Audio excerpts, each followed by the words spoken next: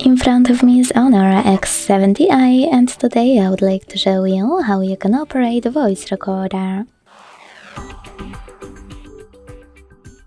Begin by launching Recorder app and tapping on this red button at the bottom to start.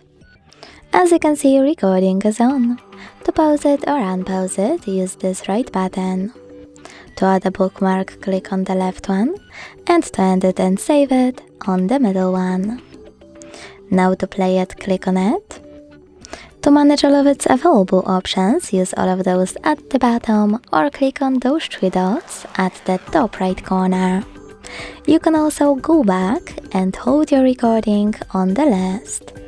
Then use all of those options at the bottom, like rename or delete. Thanks so much for watching. If you enjoyed this video, don't forget to leave a like, comment and subscribe. Bye!